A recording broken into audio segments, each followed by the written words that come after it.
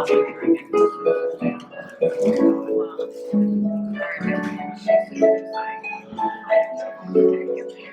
had a party while they were gone, and they won't grow up.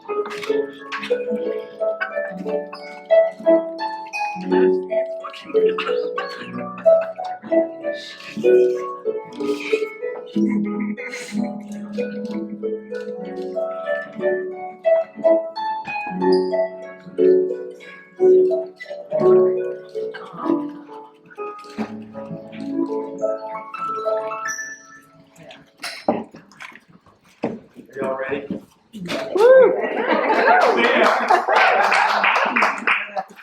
So on behalf of Susan and Michael, welcome. There is such anticipation of this day, of this event, such hope and joy. Each of us are savoring this moment in somewhat of our own way. I'm sure there are deep feelings of congratulations. Maybe a few are saying, what are they thinking? And such is life. An author and a poet who I love wrote these words. So this is the irrational season, when love blooms bright and wild. Had Mary been filled with reason, there would have been no room for the child. Now these laws of attraction, they keep pulling us together though, don't they? So here we are in this season where love is certainly blooming bright, maybe a little wild. I absolutely love it. So Michael, is it your intention to give yourself, your heart and life to Susan in marriage? And Susan, is it your intention to give yourself, your heart, and your life to Michael in marriage? So there is a, oh, there's more.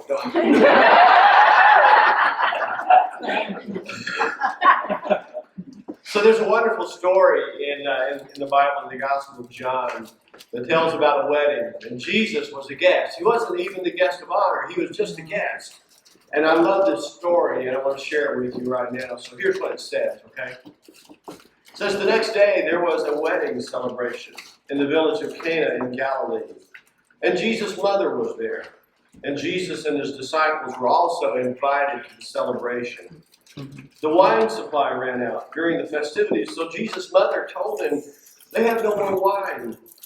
And Jesus said, dear woman, this is not our problem. And Jesus replied, my time has not yet come. But his mother told the servants, do whatever he tells you, just like a mother. Standing nearby were 6 stone jars of water used for Jewish ceremonial washing, and each could hold 20 to 30 gallons. And Jesus told the servants, he said, fill the jars with water. And when the jars had been filled, he said, now dip some out and take it to the master of ceremonies. So the servants followed his instructions. And when the master of ceremonies tasted the water that was now wine, not knowing where it had come from, though of course the servants knew, he called the bridegroom over. A host always serves the best wine first, he said. And when everyone has drunk a lot, he brings out the less expensive wine. But you have kept the best until now.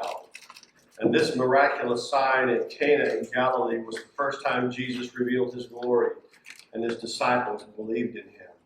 And he did it at a wedding like this today. So we celebrate. We celebrate. So there are a few things more risky than marriage. A few things are more precious. I know you wonder, who is this guy? Yeah. There are also a few things more precious than when someone takes that risk and offers to share their lives with you. Not just their lives, but their heart, their soul, the essence of who they are. But I suggest that the risk is worth whatever pain may come, for we are created for companionship. We are created for love. Now, Mike has some suggestions for my remarks today. First, they should be eloquent. Second, they should be brief. Third, they should be meaningful. 4, they should be short. 5, they should be inspiring. And last, they should be brief. So I get the idea, so here we go. Okay. I don't have really any advice. There's plenty of that to go around, much of it based on mistakes that have been made by many well-meaning people. But if I did have some advice, if I did, I would quote one of the foremost authorities on marriage. I had the chance to ask her once what she thinks are the essential ingredients for a happy and successful marriage. And the authority, who happens to be my wife, Lynn, she thought for a minute. She thought for a minute, and she said 3 things: be nice, work it out, get over it. I wrote them down. I can never and will not ever forget them. I want to say them again, okay? Be nice. You got it with me? Yes. Work it out. Work it out. Number 3, Get over it. get over it. And you can bet I wrote them down again because the authority was my life.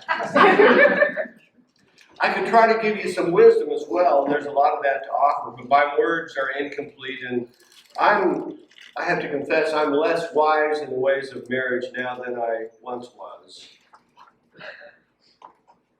And I'm trying to find my place here now. An authority who I may not know as well, but I still respect, said that the secret to happy marriage is to never, ever talk about your relationship. He said that there are days when you look at your spouse and you hear choirs humming hallelujahs. And then there are days when you wonder, who are you? Now, what is your stuff doing in my house? Those are the days when you play golf, you go fishing, you write sonnets, or you dig post holes. It keeps the two of you apart for a few hours, and usually that's all you need. Now, I don't know what to make of that. I imagine each of you have your own treasure trove of wisdom and advice. So while I may not have much of either, I would like to give something, though. In this moment, there I go. In this moment, I want to give you the gift of knowing how loved you are. Loved by each other, and also by each person who is gathered here to celebrate with you. I also want to offer you an appreciation of beauty. And this is absolutely beautiful. It's the kind of beautiful thing that needs to be savored and lingered over. The world around us is full of beauty, some obvious and some more subtle. And we think of beauty as we perceive it with our senses, especially things that we see that are beautiful or things that we hear.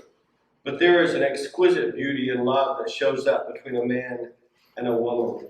It's beautiful and it's precious in the sense that I think we rarely understand the gift before us when another person offers us their heart and their life. It is precious and it is tender.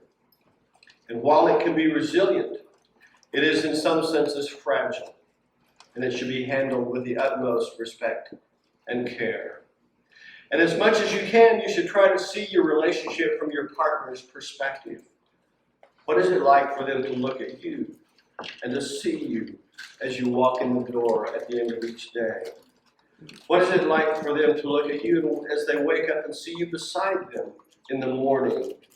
Do you make every effort for them to see your presence as a gift of beauty and to love them as they are?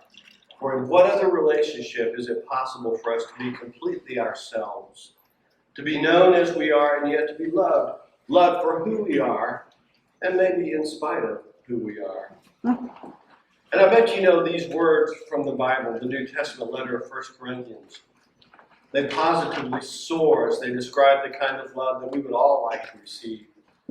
Here it says, if I could speak in all the languages of earth and of angels, but didn't love others, I would only be a noisy gong or a clanging cymbal.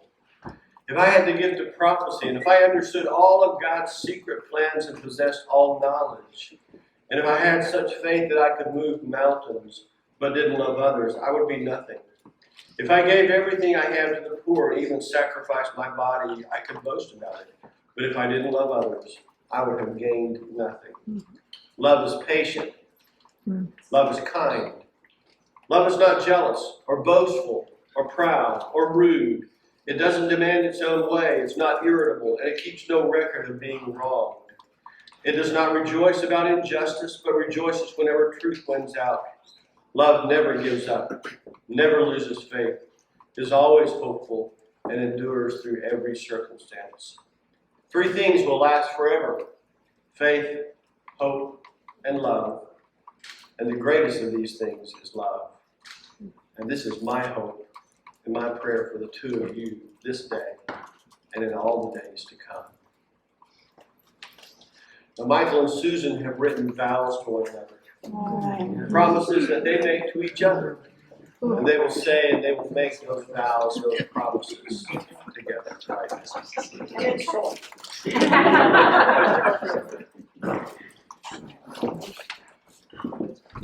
Susan, you taught me an important lesson.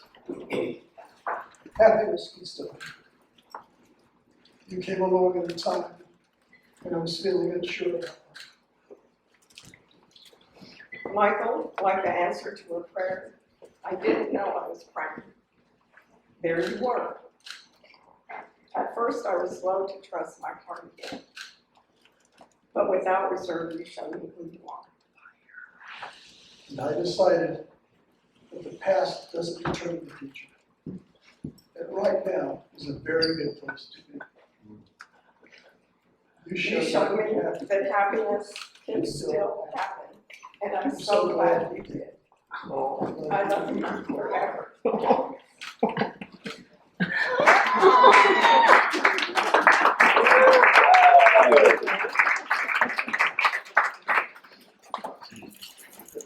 Just a little bit more. They weren't showing up. So Michael and Susan have chosen to share rings with one another. So may I have the ring for Susan? Oh, Brady.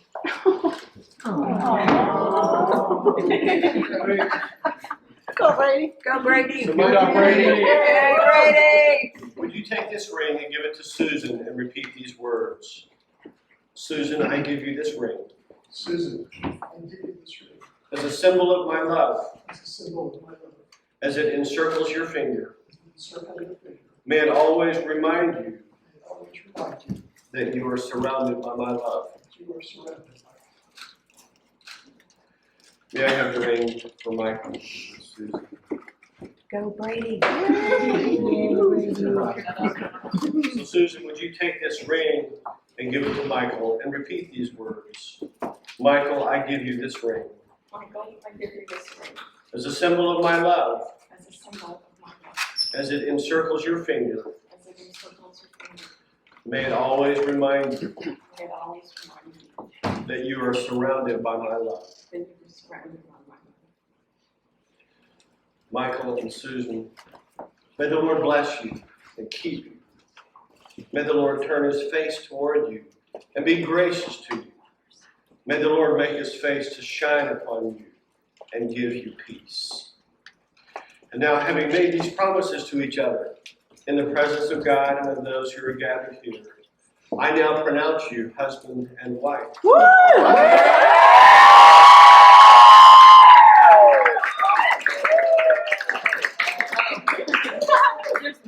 Just a little. And now the part we've all been waiting for. You may seal your commitment to one another and your love with your first kiss as husband and wife.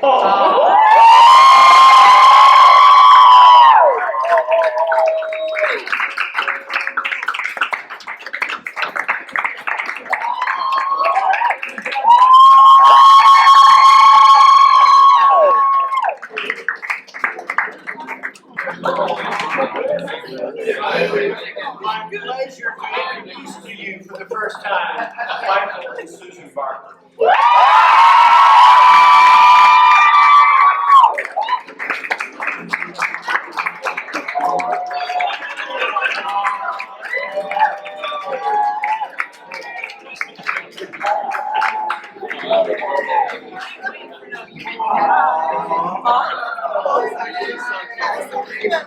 I love the little short skirt. And